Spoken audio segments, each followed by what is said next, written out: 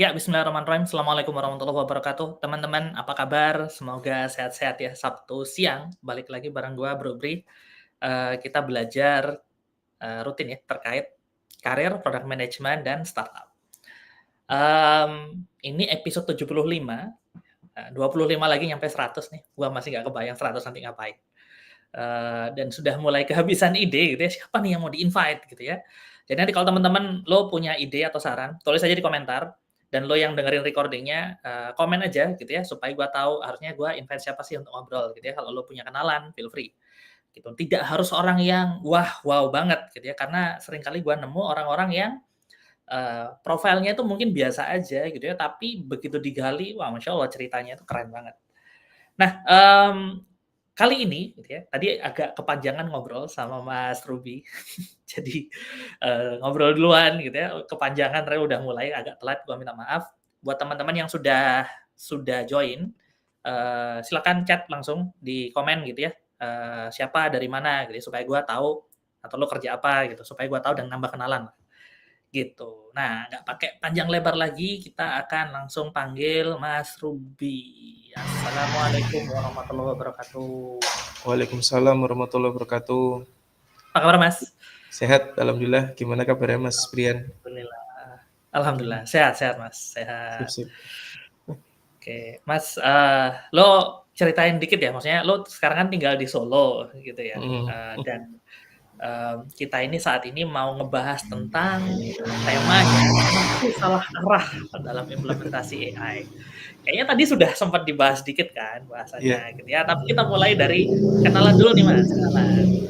Boleh kenalan Mas Ruby ini, sekarang sibuknya ngapain gitu ya, dan oke. sebelumnya ngerjain apa aja?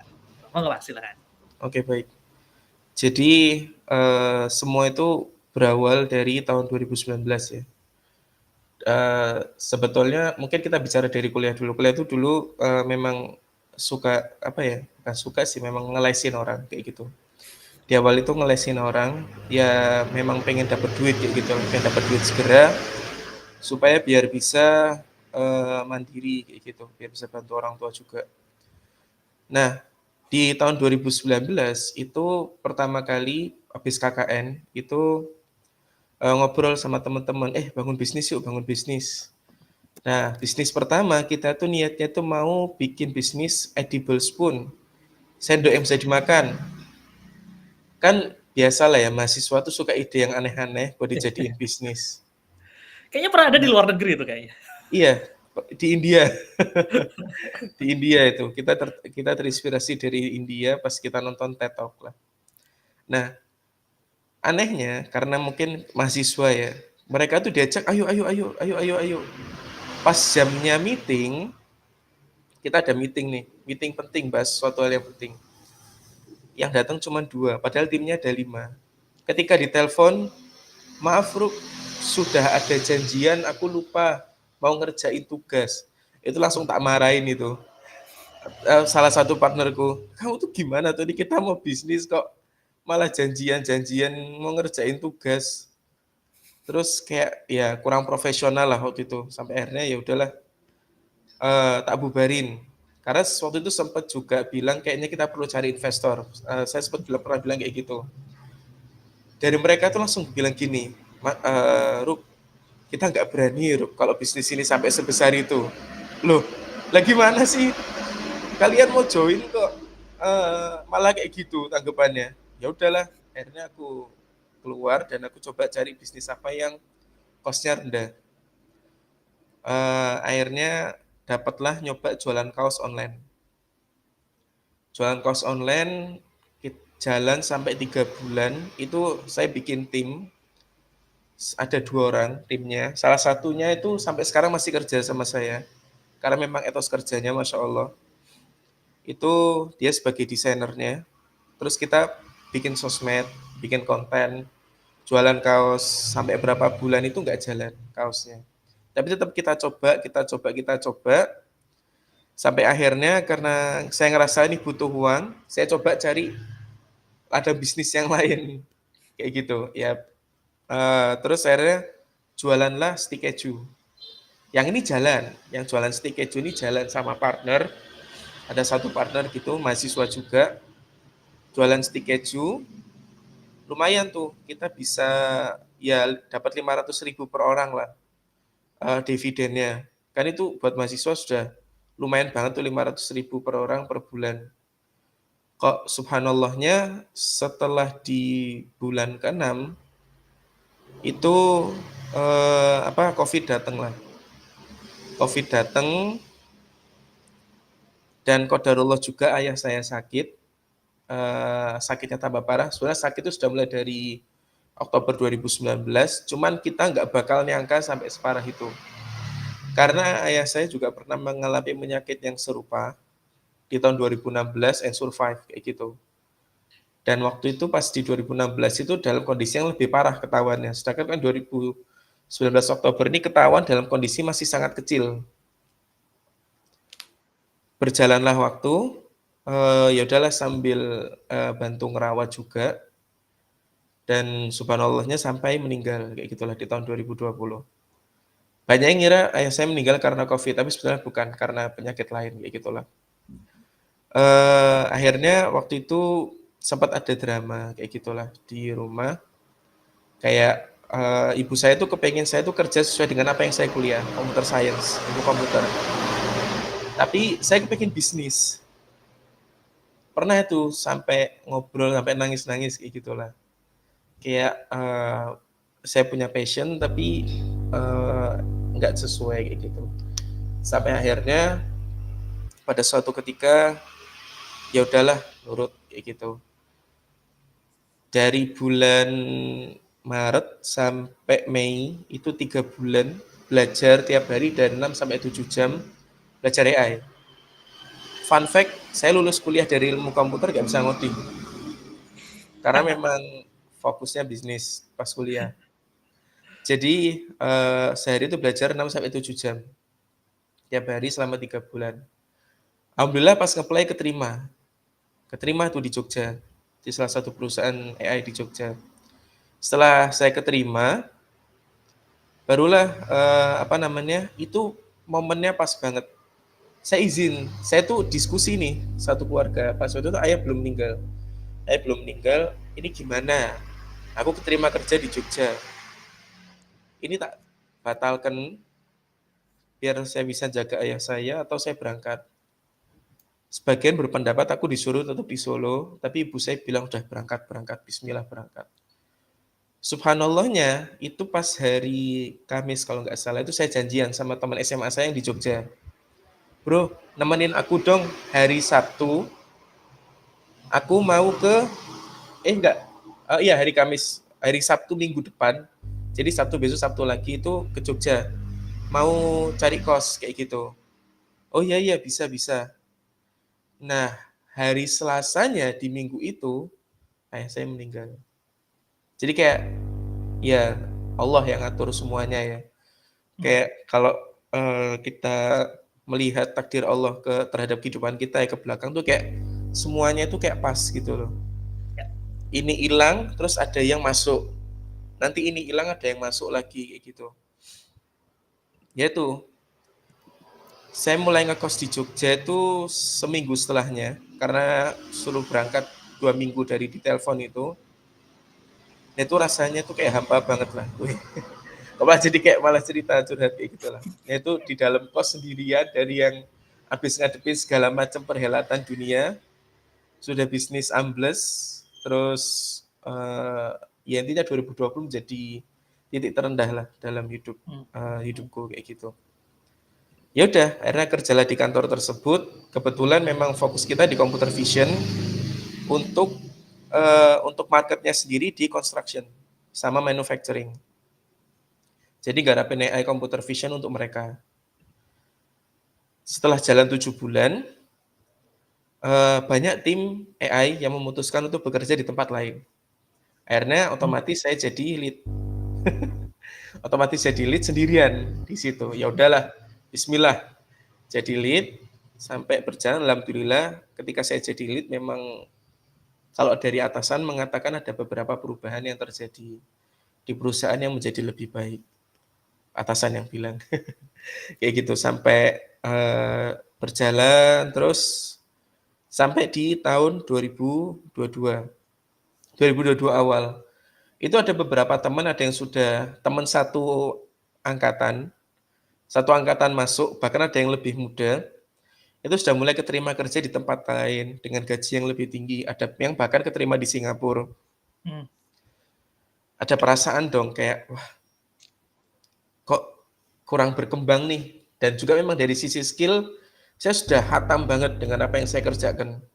Bahkan untuk improvement itu paling improvement kecil aja, yang nggak terlalu gimana-gimana. Sampai akhirnya ya udahlah, coba cari-cari ngeplay. Waktu itu kan Covid juga mau turun, Covid sudah mau selesai lah 2022, bahkan sudah selesai mungkin. Nah, kepinginku itu dapat yang remote, karena memang biar dekat orang tua. Biar dekat orang tua di Solo. Ya sudahlah, ngeplay, nggak keterima, entah karena apa namanya harus relocate to Jakarta, atau memang dari segi skill sih. Karena waktu itu kalau 2022 awal itu pengalamanku baru 1 tahun lebih, gitulah. Karena iya 1 tahun lebih karena 2020 Juli aku pertama kali kerja. Akhirnya ya udahlah, bikinlah contingency plan. Mulai freelance tahun 2022 awal. Pemasukan tidak tentu, sampai September sudah dapat polanya. Sudah mulai dari pemasukan ajak, ibarat kata nutup lah buat biaya kebutuhan utama. Apalagi kalau di Solo, lebih nutup lagi. Ya udahlah, Bismillah, saya keluar di Desember 2022. Tetapi perusahaan megangi, karena belum dapat pengganti head of AI. Akhirnya diskusilah sama VP teknologinya, keluarlah sebuah keputusan, ya udah saya part time di situ. Jadi senior AI part time. Jadi saya tetap bantuin untuk desain sistem, untuk ngurusin jadi sumber pertanyaan buat junior developer dan seterusnya. Itu selama 6 bulan sampai bulan Juni. Nah, pas Januari itu ada perasaan takut sebetulnya. Waduh, kan gaji separuh part time. Duh, ini dapat dari mana ya? Kok subhanallah langsung ada tawaran dari Jakarta.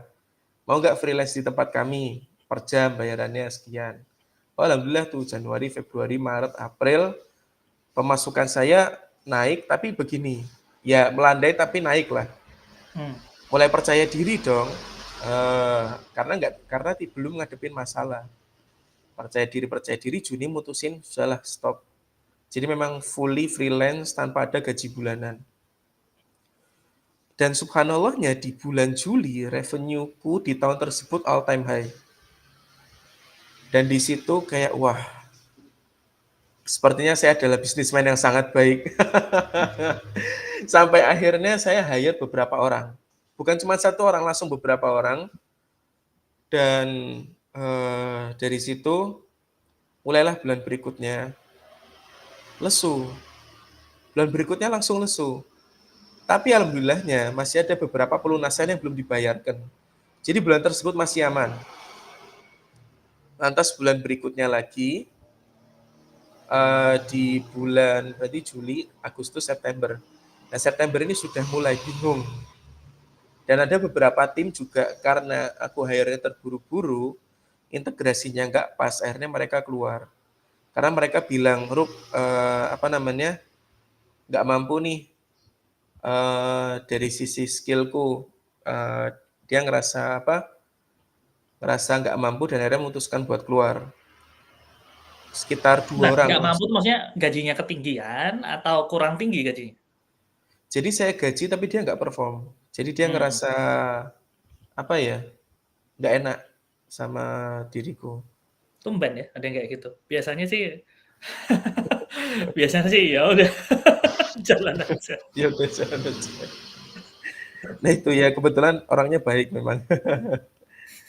Jadi ya udah sampai akhirnya stagnan itu revenue, justru malah jatuhnya karena sudah ada tim, pemasukanku di Januari sama pemasukan di September ke atas itu lebih gede di Januari, karena Januari itu 2 digit tapi hampir 100% buat saya. Sedangkan di bulan September itu 2 digit bagi-bagi. Bahkan dari yang saya dapetin itu cuman di bawah 2 digit lah, di bawah 10 juta kayak gitu. Terus saya jalanin, kok subhanallah di bulan November ada yang nawarin jadi CTO di satu buah startup juga di Solo.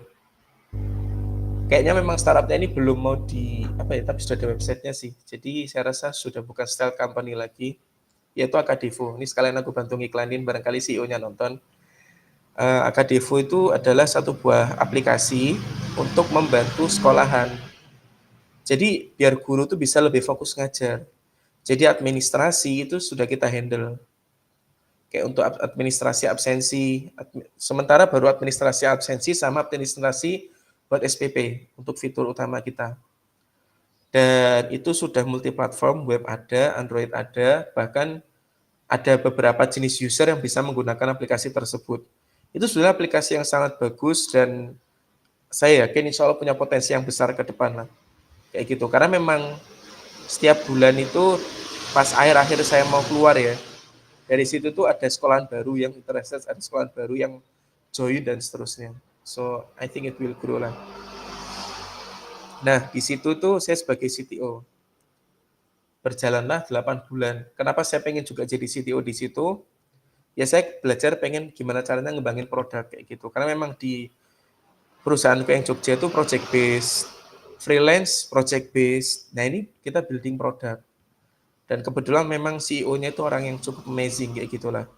Dia orang yang dia dari sisi produknya cukup baik, dari sisi teknologinya pun bahkan lebih baik dari saya.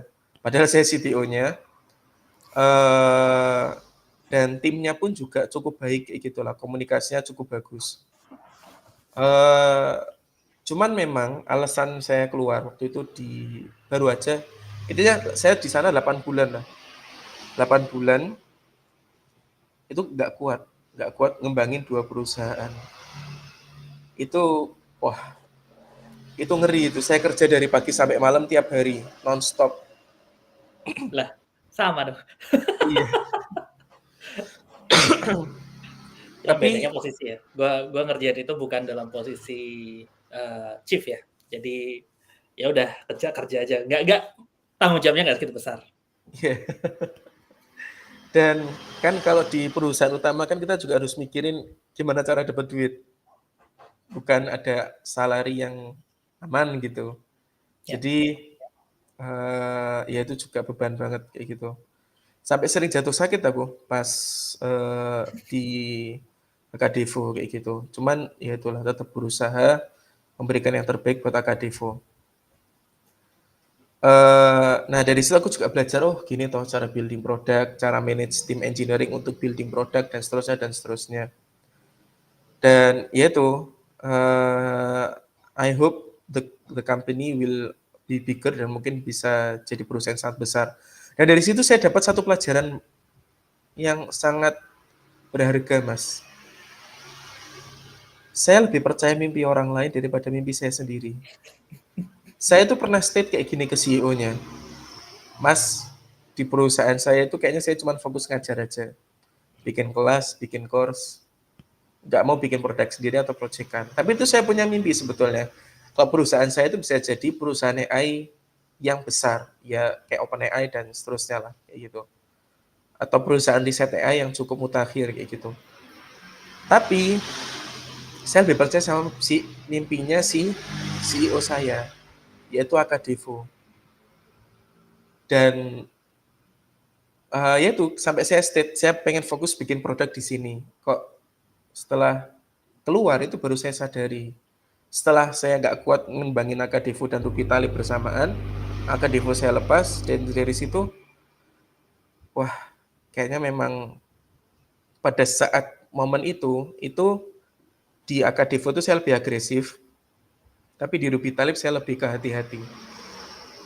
Dan dari situ pelajaran juga buat saya, buat tidak ya tetap agresif tapi juga nggak yang terus terlalu agresif. Kalau terlalu agresif nanti terjadi kayak September atau Oktober di 2023 yang revenue lesu tapi bingung malahan mau bayar gaji dari mana. Kayaknya hampir semua pengusaha bakal ngalamin kayak gitu, Mas. Jadi naik gitu ya, terus habis itu hire, habis itu ngedrop. Pasti ngalamin lah, pasti. Kalau belum tinggal tunggu. Iya, kalau belum tinggal tunggu. Nah itu, terus ya itu setelah belajar itu, alhamdulillah manajemennya saya ganti, ada beberapa posisi yang memang sengaja saya potong dari karyawan saya karena memang ya itu kurang perform. Saya coba efisiensikan, tapi tetap agresif, cuma tetap hati-hati. Dan alhamdulillah sih, bulan lalu all time high revenue. Dan dari all time high revenue itu nggak terus saya babitkan buat invest lagi, nggak. Tapi langsung saya taruh ke tabungan buat buffer. Oh, Jadi nggak dicobain biar, kripto? ampun mas, sempat kepikiran, cuma nanti dulu aja. Soalnya kayaknya terlalu banyak harus dipelajari jadinya. Jangan-jangan, kripto tuh harus uang dingin. Kalau nggak dingin, jangan. Jadi apa namanya, ada nafas lah, nggak yang kayak tenggelam naik. Jadi ada nafas tuh ya.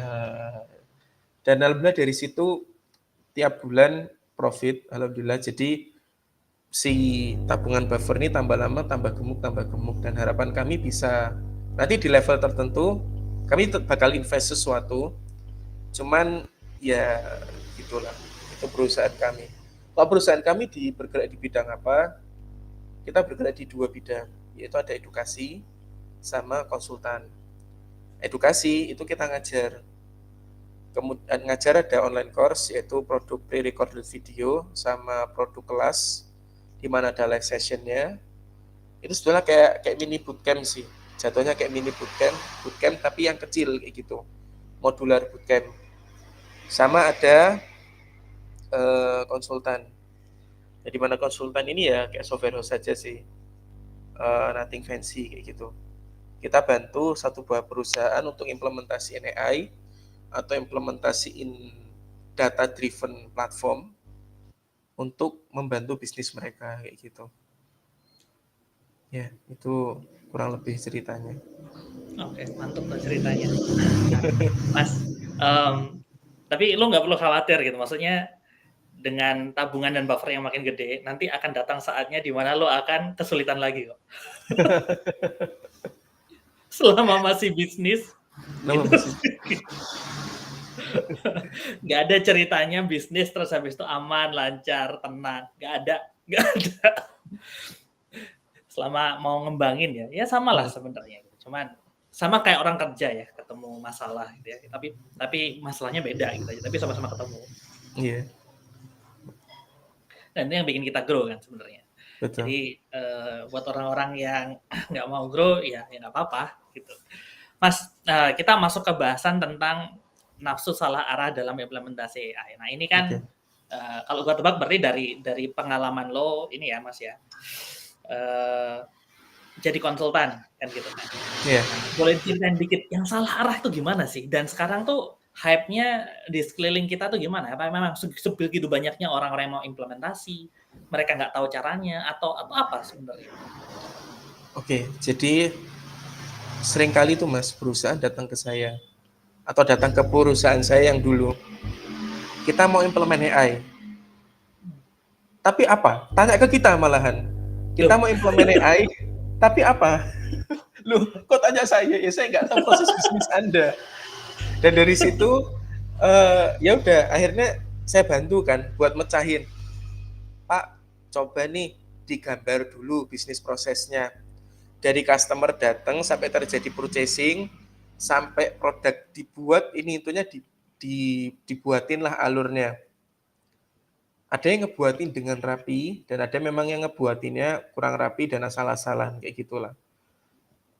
Alhamdulillahnya kalau ngebuatinnya dengan rapi itu kita bisa pinpoint, oh problemnya ini bisa nih Pak dioptimasi, karena memang kita punya pengalaman di sini, dan di sini. Dan Ini pakai nanti machine kita, vision berarti? gimana? Ini machine vision Iya, AI-nya? machine vision. Okay. Kalau yang di perusahaan saya yang sekarang ini semua bisa sih. Kalau yang dulu memang fokusnya di computer vision. Cuman kalau yang sekarang saya ini semua bisa. Oh ini bisa nih Mas, bisa kita cut nih budgetnya atau waktunya yang mungkin kayak biasanya perlu waktu 3 hari untuk melakukan ini, mungkin bisa di-cut jadi cuma 1 hari aja. Dengan pendekatan sistem ini, sistem ini, sistem ini. Dengan mungkin nanti cost-nya yang akan digunakan dalam pembuatan sistem ini tuh segini, segini, segini. Nah ini nutup enggak Mas dengan cost yang sekarang. Oh ini lebih rendah Mas. Oke Mas, saya mau invest Mas. Dan bisa ROI kayak gitulah dari investasi teknologi tersebut. Oh ya oke, terus saya buatin. Dan begitu terus.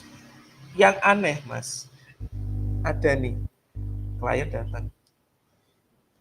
Waktu itu dia produk skincare, perusahaan skincare lah.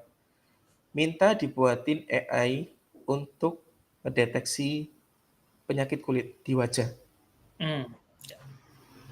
Problemnya adalah, oke bisa, tapi kita minta didatangkan dokter kulit supaya kita bisa tahu. Oh nggak usah Mas. Loh, kenapa? Ini cuma buat kosmetik aplikasi kita aja kok Mas. Jadi nggak perlu serius-serius mengerjakannya. Loh. Itu aku kaget. Lah, gimana sih?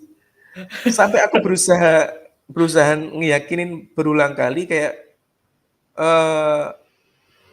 ini kita butuh dokter kulit minimal ahli kulit lah, kan nggak harus dokter kayak gitulah. Minimal paham soal perkulitan dan seterusnya kayak gitu. Dan mereka pun tetap meyakinkan kayak ini tuh cuma aplikasi kosmetik Mas, maksudnya aplikasi yang buat biar customer tuh mau beli produk kita. Jadi alurnya mereka, ini saya juga nggak paham kenapa kok mereka bisa kedapatan alur seperti ini, bahkan sampai harus invest yang cukup gede loh buat bikin aplikasi tersebut. Itu alurnya adalah user buka aplikasi tersebut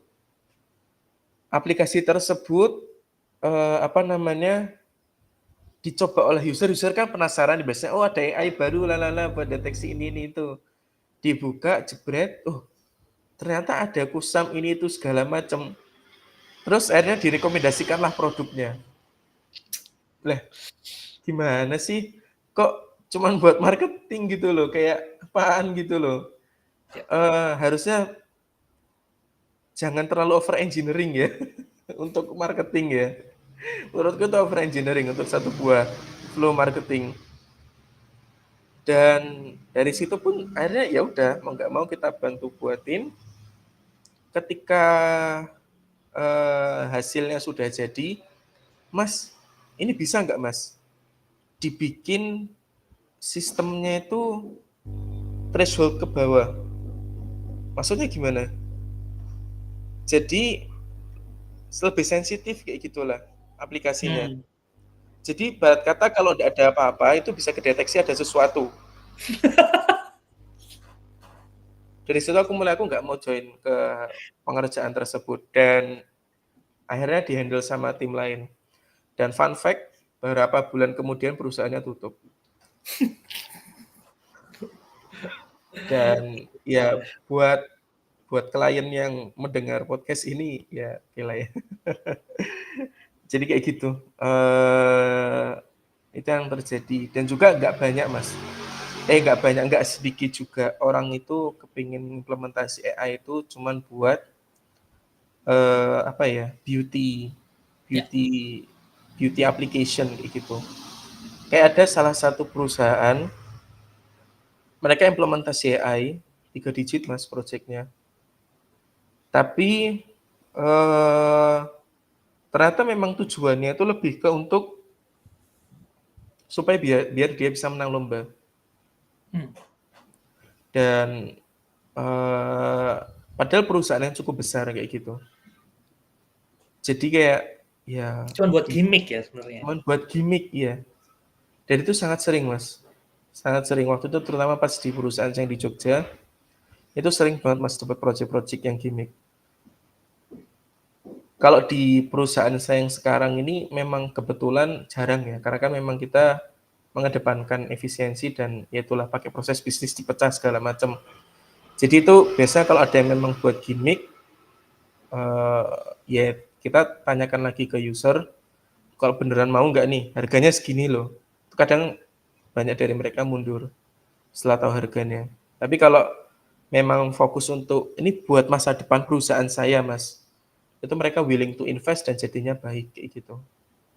Gue pernah ingat ini sih mas, gue denger podcast ya di Kanada apa di US gitu ya, ada seorang entrepreneur itu yang bikin startup tadi ya saat lo cerita tentang kulit gitu ya, dia sebenarnya bikin AI untuk ngedeteksi untuk dokter gigi sebenarnya, untuk ngedeteksi X-ray-nya gigi gitu. Gitu. Dan itu bagus jalan gitu. Tadi gue kira ada yang mau bikin kayak gitu, tapi ternyata gimmick doang. Gimmick doang. Sangat disayangkan sih. Karena problemnya kan sebenarnya diagnosa itu kan kadang dokter A bilang gini, dokter B bilang gini, dokter C bilang gini gitu ya. Tapi kalau kita sudah kumpulin datanya, dia minimal lebih akurat lah, potensinya cuma ini kan gitu kan. Iya. Minimal gitu. Sama waktu sih mas biasanya.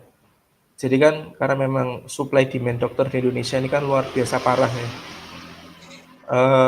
Kadang itu dapat cerita dokter itu harus pesan dulu, pesan jadwal. Nanti bisa 2 minggu lagi, 3 minggu lagi baru bisa periksa. Ya, Dan ya karena itu. kan ada mafianya mas. Jadi dokter kan ada mafianya, tidak sebebas itu. Waduh. Sekarang udah membaik. Iya sih. Serius itu perubahan yang masif sih di teman-teman DTO ya, Digital Transformation-nya Kemenkes itu. Kalau nggak ada mereka kita masih seperti yang dulu lah. Jadi kebaikan lah di dunia kedokteran Indonesia. Malah kocak ke sana. Tapi memang kocak sih. Tapi mas, yang salah arah apa cuman itu aja mas? Lo ada case yang lain nggak? Yang apa sih kok salah arah dia tadi ya? Artinya mereka cuma melihat itu sebagai gimmick, bisa menangin lomba, ibaratnya kayak ada oknum-oknum pemerintahan yang banyak gitu ya, yang dia itu sebenarnya pingin bikin aplikasi supaya naik jabatan gitu ya. Karena yang gue dengar, dari siapa yang cerita gini ya? Salah satu penilaian gitu yang oleh PNS atau jabatan tertentu ya untuk naik jabatan itu adalah sudah ngerilis aplikasi atau belum, bikin sistem lah. Makanya nggak heran akhirnya pada bikin sistem, habis itu ditinggal gitu kan. Ada itu. Kacau. Gitu. Jadi OKR-nya salah nih. Jadi OKR-nya delivery. Bukan kepuasan pelanggan gitu ya, tapi bikin sistem implement dan selesai. Nah, berarti apakah memang yang lo lihat itu selama ini masih ke arah sana gitu atau gimana mas implementasi AI itu saat ini? Iya betul mas, masih di arah situ sih untuk implementasi AI sendiri. Kalau kita bicara soal engineering ya sebetulnya problemnya sama ya, sama kayak software engineering ya. Terkadang itu orang yang saya tidak menyalahkan junior developer, ya it's normal thing lah to be wrong kayak gitu. Itu ya itu permasalahan cost saja kayak yang tadi kita bahas di sebelum podcast kayak gitu. Ya, bahas lagi mas, biar yang lain denger. Permasalahan cost, jadi kayak terkadang itu kan developer itu hanya ngikutin tutorial di YouTube. Dia punya problem nih. Oh, aku harus bikin large language model, let's say. Oh, aku harus bikin chatbot. Ya udah, aku cari deh di YouTube gimana cara bikin chatbot. Oh, harus pakai ChatGPT API. Bahkan atau mungkin harus pakai produk ini. Dan fun fact-nya YouTube itu juga dari produk itu sendiri yang bikin tutorial. Jadi kayak, contoh ada YouTube namanya Ahaha gitu ya, contoh aja. Produknya namanya Ahaha. Ternyata itu iklan. Tanpa adanya analisa SWOT ya. Strength, weakness, opportunity, threat, dan tidak ada perbandingan terhadap benchmarking ke tool-tool yang lainnya itu seperti apa, itu nggak ada.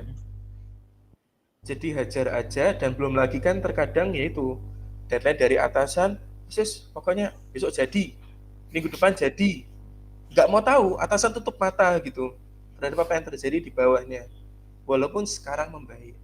Ya namanya proses manajemen ya membaik lah. Sekarang banyak atasan yang lebih melek dan lebih kritis terhadap keputusan-keputusan developer di bawahnya. Apalagi nggak sedikit, dari tadi aku kebalik terus, nggak sedikit ada pebisnis, dia kepingin bikin perusahaan teknologi, atau kepingin bikin sebuah aplikasi, dia pasti langsung nge-guide satu orang senior, dia bayar mahal nggak apa-apa, tapi dia jadi CTO-nya dia, atau jadi engineering manager-nya dia, untuk bantu nge-handle tim di bawahnya, supaya tidak salah kaprah itu, terkait cost manajemennya. Mostly sih biasanya di area cost management ya, sama ya operasional di persoftwarean perduniawian yang bermasalah kayak gitu. Dan ya itu. Jadi sekarang juga sudah banyak yang seperti itu, dan ya sekarang menjadi lebih baik kayak gitulah. Yang gua rasa Mas ya, yang lu bilang tadi itu bahwa harusnya lo hire senior kayak gitu ya. Itu kayaknya kejadian di mana-mana deh, dalam artian kebanyakan company itu kalau butuh ada beberapa tipe company ya. Ada company-company yang dia hire-nya junior semua. Gua tahu ada company-company kayak gini karena gua pernah kerja di dalamnya. Semua itu junior. Yang senior itu cuman founders dan top levelnya lah. Itu juga nggak di-hire, itu dari awal ada gitu. Jadi mereka ya tentu saja struggling dengan improvement dari juniornya, itu satu. Ada company yang sebaliknya, yang di-hire tuh senior-senior semua. Yang terjadi adalah mereka berantem. serius. Mereka berantem gitu. Nothing gets done karena nggak ada yang eksekusi. Mereka pada di level strategi gitu ya. Nggak ada yang benar-benar jalan implementasi. Dan yang sebenarnya harusnya benar dilakukan adalah seharusnya kombinasi gitu. Artinya harus ada yang senior untuk ngarahin seperti yang lo bilang ya. Dan ini tidak cuma di AI dan di teknologi aja kan. Di produk juga seperti itu ada gitu. Dan baru ada yang level bawahnya gitu ya untuk eksekusinya.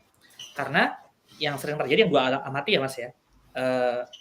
Orang tuh sering nggak ngerasa bahwa salah bikin tuh mahal gitu. Salah bikin itu kayaknya di produk, salah bikin karena cara risetnya salah lah, pengambilan keputusannya salah lah, milih vendor salah itu juga mahal, nge-build sistem salah secara teknologi itu juga mahal. Tapi orang tidak mempertimbangkan itu kan. Gitu.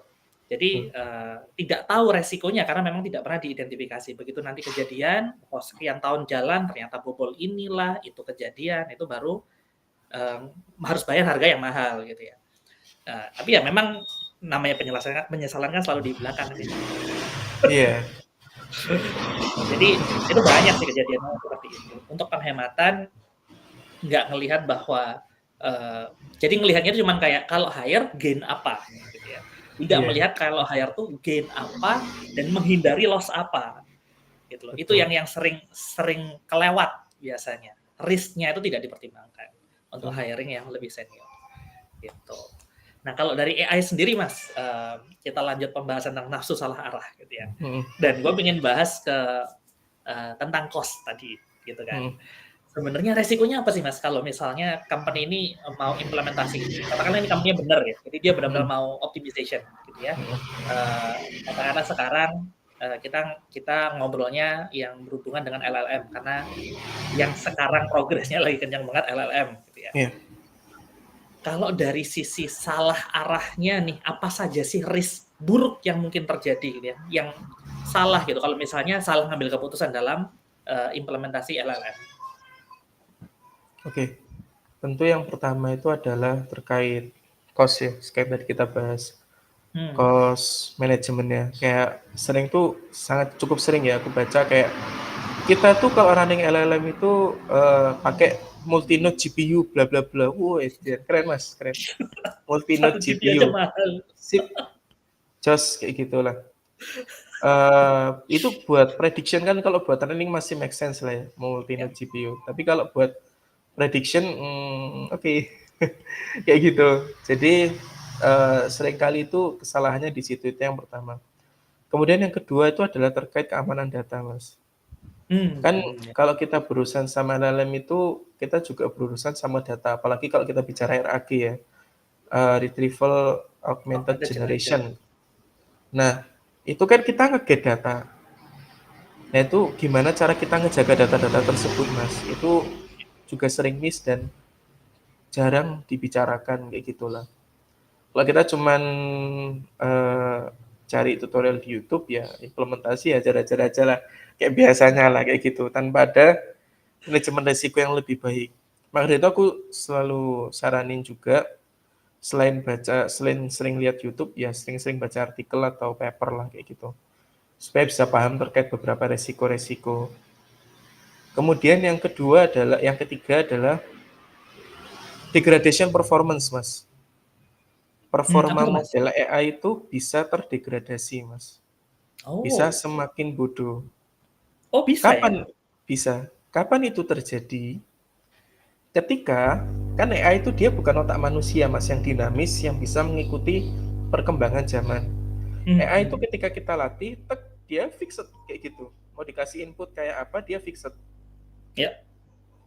Yang terjadi sebetulnya bukan terus modelnya menjadi lebih bodoh, cuma modelnya menjadi lebih bodoh karena memang datanya berubah. Oh. Terjadi data drifting namanya. Terjadi pergeseran data. Dan data drifting itu ada dua macam, Mas. Ada yang sangat tidak mungkin terjadi, hampir hampir sangat tidak mungkin terjadi data drifting, ada yang sangat mungkin terjadi data drifting. Yang tidak mungkin terjadi itu biasanya hal-hal yang berbau biological, manusia, Hmm. face recognition, person detection, atau apapun itu. Karena nggak mungkin tiba-tiba manusia kakinya 4, atau tiba-tiba wajah ada tanduknya, atau segala macam. Kecuali kalau dimodifikasi ya. Eh, Nah, kalau yang kedua itu adalah sangat mungkin sekali terjadinya perubahan. Contoh behavior pasar atau mungkin apalah.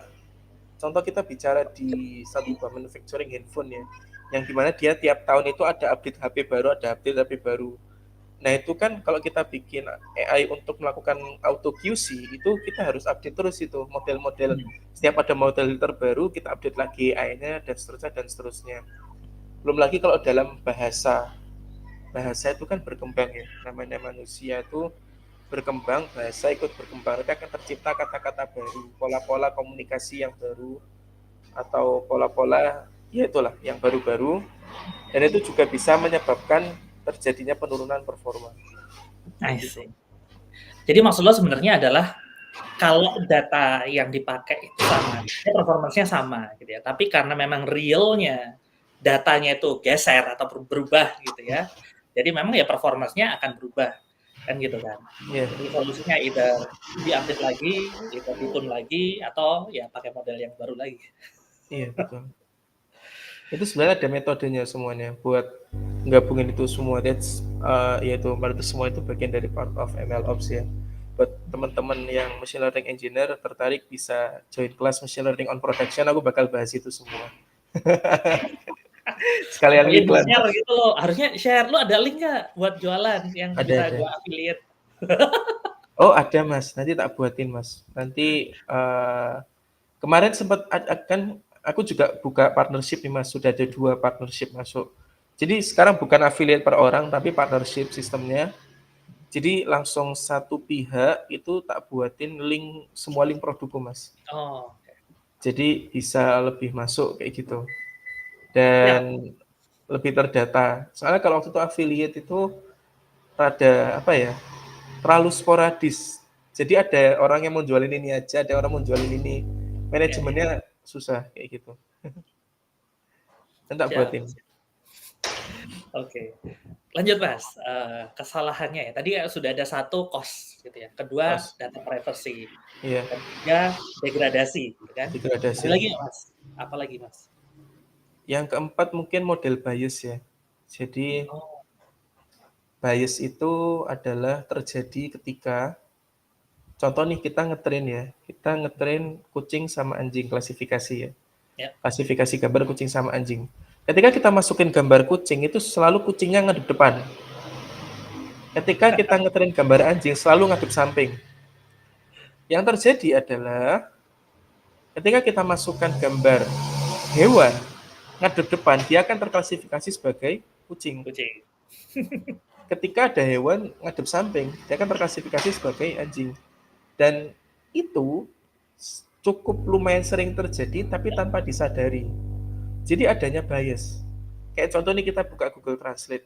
Kalau kita tulis dia adalah dokter, kemungkinan besar dia pakainya he. Tapi kalau dia adalah peraut, kemungkinan dia pakainya she. Karena memang secara pola yang tidak sengaja kita buatkan untuk ada, itu terjadi seperti itu. Terus gimana cara menghilangkan bias itu ya tentu dengan beberapa metode ya kayak kita tambahkan variasi di beberapa data yang sekiranya kemungkinan terjadi bias. Terus kemudian kita analisa juga datanya. Data yang kita miliki untuk melakukan tren itu kita analisa lebih dalam lagi. Kira-kira ada enggak yang kemungkinan terjadi bias kayak gitu. Kira-kira ada enggak hubungan antar data yang harusnya enggak ada hubungannya. Cuman karena di data kita enggak sengaja ngikut, jadi ada hubungannya. Kayak gitu. Hal-hal seperti itu. Iya, bias tuh ngalamin sih. Artinya, dan ini ngalamin dalam artian gini ya, waktu ngetes, nyoba gitu ya, ternyata yang keluar itu adalah yang tidak seharusnya lah, kira-kira gitu. Jadi harusnya ini menunjukkan harga gitu misalnya, mau nanya harga ini berapa gitu ya, harusnya nunjukin harga, ternyata yang ditujuin itu adalah harga A dan harga B. Karena kenapa setelah kita cari tahu, ternyata sumbernya, jadi sumber yang dipakai untuk RAG-nya gitu ya, ternyata dia memang tidak menunjukkan bahwa ini sebenarnya untuk komparasi. Sebenarnya source-nya itu adalah komparasi nih. Pakai ini aja lebih murah karena pakai ini lebih mahal gitu ya. Tapi si LLM-nya nggak paham gitu. Jadi dia cuma munculnya dua, ini harga A, ini harga B. Gitu. Harusnya kan ya intensinya saat kita menulis artikel itu atau source-nya adalah ya lu nge-suggest yang murah dong karena lu berhemat gitu ya. Tapi itu nggak nangkep. Gitu. Bias kayak gitu yang tidak sengaja terjadi karena memang mungkin pas bikin artikelnya juga tidak mikirin gitu ya. Nah, itu yang perlu di handle lah case-case kayak gitu ya kayak lu bilang tadi. Itu menarik sih. Dan itu banyak tuh kejadian kayak gitu tuh. Itu banyak kan. Nggak cuman tadi ya gambar aja, tapi ternyata dari kata-kata itu juga bisa tuh intensinya apa tidak ditangkap. Apalagi mas? Ada lagi Pak? Ada lagi nggak? Kayaknya itu aja sih. Seringkali itu problem-problem di machine learning itu di situ. Siap. Nah, teman-teman kalau misalnya ada pertanyaan ya, boleh ketik gitu ya. Kalau mau nanya gitu, kalau nggak ya gue lanjutin Pak yang mau nanya. Mas, yang lu lihat nih sekarang nih, kan gue lagi selain gue di kantor juga lagi bikin inilah POC lah ya untuk implementasi AI. Artinya memang sebelum kita implementasikan kan ya karena skalanya udah lumayan lah ya, jadi harus hati-hati lah gitu kan, memastikan bahwa ini benar-benar useful, ada value-nya kan gitu kan.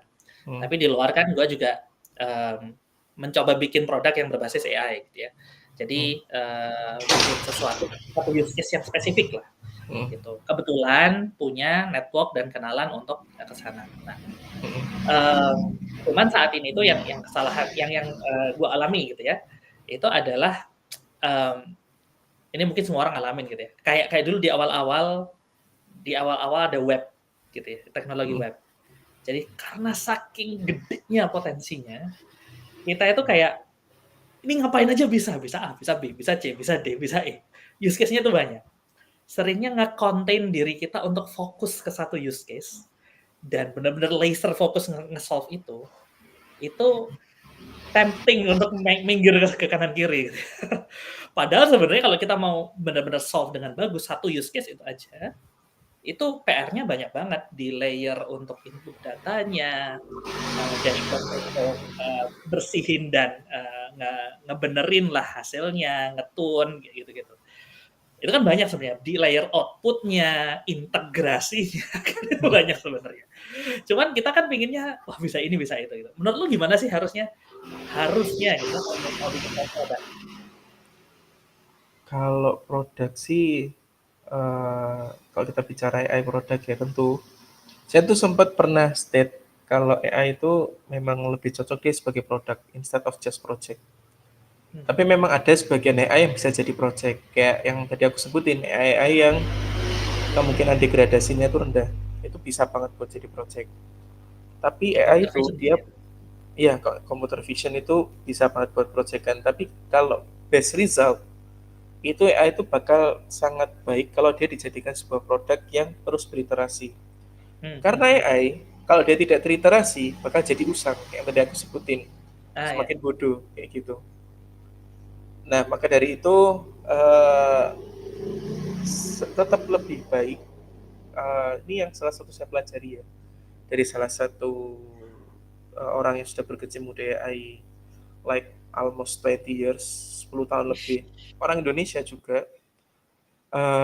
dia tuh bilang gini, ada banyak loh perusahaan-perusahaan yang cuman fokus nyelesain masalah di satu bidang dan nggak pakai teknologi AI yang fancy, pakai teknologi AI yang sederhana, yang tradisional, tapi solving the problem yang kayak hit the bullseye. Timnya kecil, tapi unicorn, dekakorn, dan perusahaannya sehat ya, karena timnya kecil. Hmm. Yaitu karena memang they really solve the problem, kayak gitulah. Dan ya memang tetap paling optimal sih satu use case ya. Cuman kadang tuh kita tergoda. Ya kan lu bilang tadi kan. Iya. Apalagi kalau nggak dapat klien gitu-gitu ya. Iya, kayak gitu. Nah, betul sih itu yang cukup susah kayak gitulah. Dan mungkin mungkin bisa aja ya ada strategi kayak gitu kita sambil building produk kita sambil building market mas. Hmm. Gimana ya? Ini juga salah satu yang baru aja aku pelajari. Jadi kita kumpulin nih orang-orang yang punya masalah. Kita nggak usah kasih tahu dulu terkait harganya apa-apanya. Cuman yang penting kita kumpulin dulu orang-orang yang punya masalah terkait. Dan dari orang-orang yang punya masalah terkait itu, ya itu kan sebetulnya terkait, ya aku yakin Mas Brian juga lebih expert di sini. Jadi ya, tapi nggak apalah. Apa namanya, perusahaan itu kan ketika dia mau willing to invest itu kan juga based on their revenue ya. Nah, dari kalau dari orang-orang yang kita kumpulin yang punya masalah ini, itu kita edukasi. Kalau masalah ini tuh ada loh, dan kalau kamu bisa solve ini tuh kamu bisa ngurangin begini-begini. Ada hitung-hitungan matematikanya. Ya. Ada memang riset dari kita sendiri, bukan cari di internet terus diambil kayak gitu. Memang kita riset betul terkait satu bidang itu di sisi proses bisnisnya mereka, dari sisi kira-kira keuntungan apa sih yang bakal mereka dapatkan. Dan setelah itu jalan pun, mungkin jadi nih satu klien itu ya adalah sukses matrix dari produk kita yang kita jual ke mereka. Kita bisa ngeredus berapa persen cost mereka. Kayak ada salah satu perusahaan di Indonesia, CEO-nya orang India.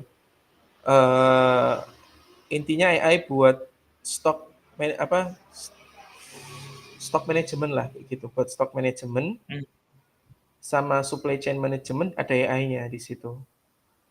Ya Nah, lebih karena ngepredik ya, nggak otomasi orang PPI sih. iya, betul. Itu dia bilang beberapa kliennya mereka yang pakai produknya mereka itu bisa reduce cost sampai 85%. Bahkan mereka ini ada datanya kayak gitu. Hmm. Mereka tadinya perlu ngeluarin uang segini, ditunjukin ke aku, karena waktu itu aku pernah diminta buat jadi sales engineer-nya mereka. Cuman harus relocate ke Jakarta, again akhirnya aku tolak. Cuman memang ya I love the energy of the CEO lah. Dari situ aku lihat, oh iya, oh ini menarik ini. Dia bisa sampai nunjukin datanya ke aku. Aku aja mungkin mungkin yang nggak punya rumah sakit ya, karena memang mereka fokusnya di rumah sakit. Cuman barusan aku cek di websitenya, stok manajemennya sudah bisa dipakai buat umum juga. Itu willing tuh nawarin ini ke beberapa rumah sakit di Solo. Cuman mereka tetap pengen bangun market di Jakarta dulu. Tadinya tuh aku tertarik karena aku nawarin kayak aku bantu mereka bikin market di Solo. Cuman dari beberapa obrolan mereka mau fokus di Jakarta dulu. Ya it's okay lah, mungkin itu keputusan mereka.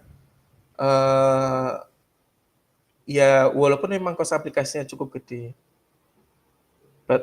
Tapi mereka bilang ini bisa nge-save sampai MM-an, bahkan sangat luar biasa besar kayak gitulah. Kok bisa nge-save sampai MM dia? Maksudnya ini stock management kan? Iya. Jadi ada kan kadang dana tuh bisa bocor kayak gitu Mas.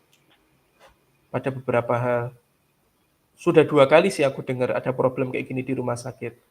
Pertama dari itu, kedua dari ada temen, dia tuh jadi vendor salah satu rumah sakit, mau proyekan di salah satu rumah sakit di Solo lah. Bahkan ini di level di Solo ya, harusnya Jakarta lebih besar cost-nya. Oh, ke arah usage ya, optimasi usage bukan? Optimasi kalau detailnya sih saya belum tahu ya, karena juga baru di tahap interview, jadi kita nggak terlalu ditunjukin banget produknya. Karena yang gue kira artinya awal tuh gue kira di retail gitu ya, jadi lebih ke arah ngepredik apa yang bakal laku gitu ya, jadi harus ngambil duluan, nggak perlu urgent, bisa bulk, bisa tahu cost-nya kayak gitu-gitu, jadi nggak ada waste, nggak ada barang yang diem lah di gudang. Tapi kalau ini artinya di rumah sakit tidak mungkin seperti itu kan, artinya mungkin Iya, dari dari usage-nya, lihat dari pattern usage-nya, kemudian bisa nge-suggest berapa dipakai di mana, stoknya berapa, sehingga nggak ada kata-kata di barang yang terbuang kayak gitu-gitu. Itu sih yang penasaran. Nah, ya itu. terkait itu, Mas Ruby, kalau kita ngomong tentang AI ini kan pada akhirnya tema Mm. utamanya itu kan adalah cost savings gitu ya. Iya, Jadi cost betul. reduction gitu.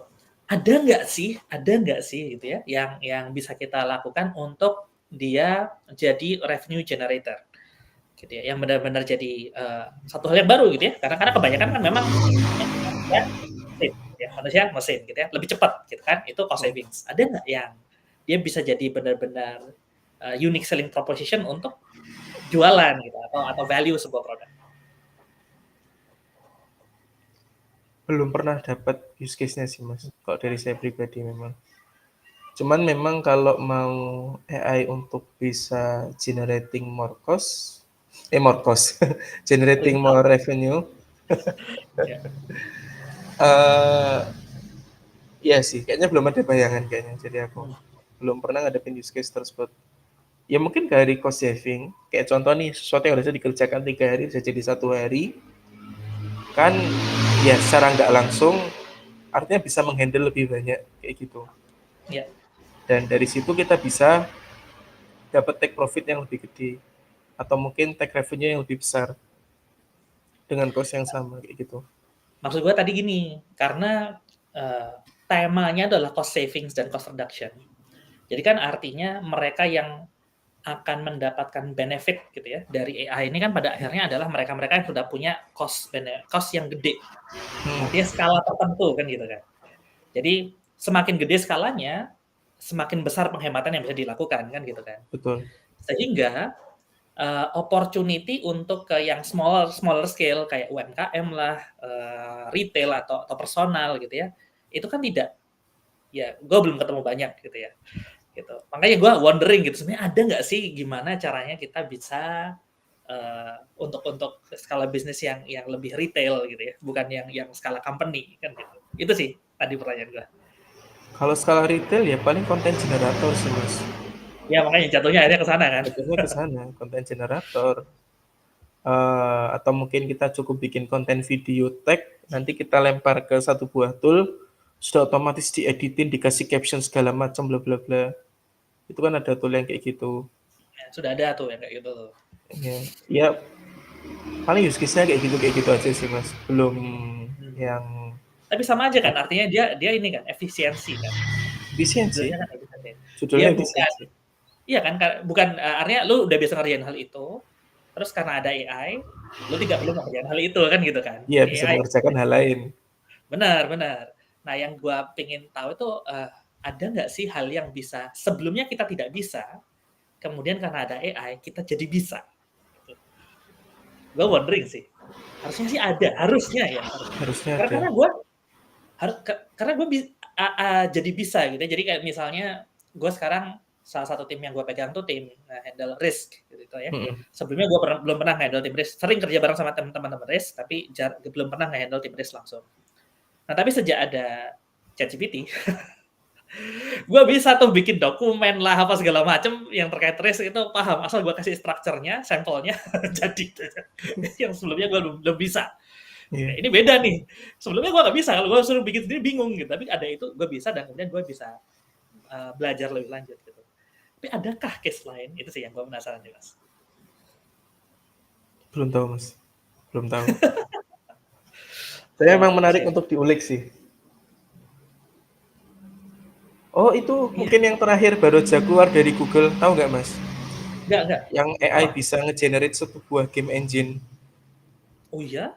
Iya, jadi kita nggak perlu Bikin running game engine engine-nya? lagi. Iya. Jadi kita bisa main game pakai neural network. Sebentar. AI-nya ini bikin game engine atau gimana? Atau AI-nya AI-nya sebagai game engine-nya? sebagai game engine. Oh, oke. Jadi kan game engine apa? Biasanya ya game engine Ya, lah ya. Nah, paham. ini dibentuk sebagai neural network, Hmm, bukan oke. running sebagaimana game engine pada umumnya.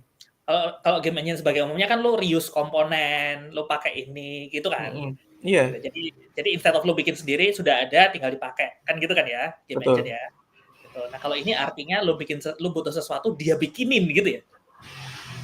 Iya, cuman tetap berdasarkan sesuatu yang sudah kita training terhadapnya, belum yang Nah, sampai suatu baru. oke. Contoh game Doom ya.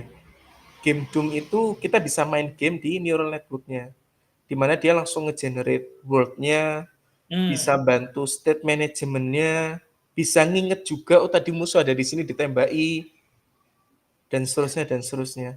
Berarti kalau ngomong kayak gitu ya, seandainya kita loncat ke sana ya, artinya NPC-NPC itu instead of nge-return sesuatu yang sama terus, dengan limitasi dan parameter tertentu, Mhm. dia bisa lebih human-like lah ya. Maksudnya nggak kayak NPC lagi sebenarnya. Untuk beberapa game itu sudah ada.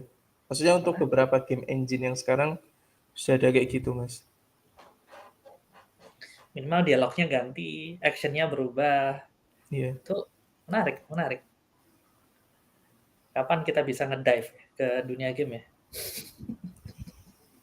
nggak tahu sih. Nggak tahu itu possible atau nggak. Tapi perkembangannya menarik sih. Iya, Hmm. Oke, ini diskusinya seru Mas. Thank you banget sudah menemani, nggak kerasa sejam. iya. Gua minta izin ya, kalau misalnya di masa depan mau di-invite, gua pingin invite lagi, semoga berkenan Mas ya. Siap, insya Allah.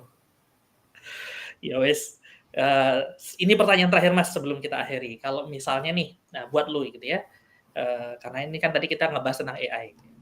Ada nggak sih saran dari lo buat teman-teman yang lagi dengerin ini, baik live-nya atau rekaman? Karena biasanya teman-teman yang dengerin ini ya kalangan profesional lah. Hmm. Either dia ini kalangan profesional dia kerja di kantoran. Apa sih sebenarnya yang lo sarankan terkait perkembangan AI ini supaya teman-teman nggak ketinggalan gitu, dan gimana caranya mereka bisa memanfaatkan dengan uh, nge-leverage AI ini sebaik-baiknya. Mau nggak Mas? Oke. Jadi perlu dipahami ya teman-teman, kalau teman-teman mau nge-leverage sebuah AI itu, pertama teman-teman harus definisikan dulu bisnis proses dari apa yang sudah ada. Semakin detail semakin baik. Nanti dari situ tuh bisa kita pinpoint problem mana yang bisa kita tingkatkan optimasinya. Bisa kita turunin cost-nya, bisa kita naikin throughput-nya. Nah, dari situ, oke nih, kita sudah definisiin bisnis prosesnya. Lebih baik cari orang yang sudah berpengalaman di AI. Bebas. Mau hire AI senior, silahkan. Mau hire konsultan seperti saya, silahkan. Kayak gitu. Intinya dari situ tuh lebih ke analisa aja sih. Analisa invest versus return. Sama risikonya gimana terkait pengembangan itu. Ketika itu jalan, apalagi memang namanya sebuah perusahaan yang baik itu harus ada R&D, apa ya, R&D budget ya. Sekecil perusahaan saya aja ada R&D budget kayak gitu. Ya memang saya siap bakar tiap bulan, yang penting kita bisa grow. Itu dari situ tuh akan, apa ya, membentuk sesuatu yang akan menjadi semakin tajam dan semakin tajam, dan akan menjadi semakin baik dan semakin baik. Mungkin di tahap awal itu akan ngerasa, "Ih, apaan sih ini?" Kayak gitu. Makin pasti ada itu, di stage-stage seperti itu. Tapi semakin lama dan semakin lama, itu akan bisa jadi senjata utama lah dari, bisnis dari masing-masing organisasinya teman-teman, kayak gitulah, kayak gitu. Memang dibutuhkan kesabaran, namanya implementasi teknologi, itu butuh kesabaran. Jadi ya itu sih, I think, mungkin bisa menjawab kayak gitu. Thank you Mas Ruby. Itu ngena banget yang lu bilang tadi Mas ya, dikit ya, tentang, mungkin di awal nggak kerasa, apa sih gitu ya, kayak improvement kayak gimana sih gitu ya, tapi kalau diterusin ini bakal tajam banget. Gue ingat AI dulu awalnya kayak gimana gitu ya, sampai breakthrough waktu ngalahin Grandmaster gitu ya, sampai Iya, sekarang gitu. Itu kalau orang pada, cuman gini doang, stop. Nggak ada sekarang, kan gitu kan. nggak ada yang mau invest ya, Benar benar, artinya memang benar sih, harus harus terus ya, konsisten. betul. Oke, thank you banget Mas Ruby, sukses terus buat bisnisnya, semoga Amin. sehat-sehat terus, dan semoga bisa sharing-sharing lagi di masa depan, insyaallah. Siap-siap, insyaallah. Terima kasih banyak teman-teman yang udah nemenin, pamit dulu, ya assalamualaikum warahmatullahi wabarakatuh.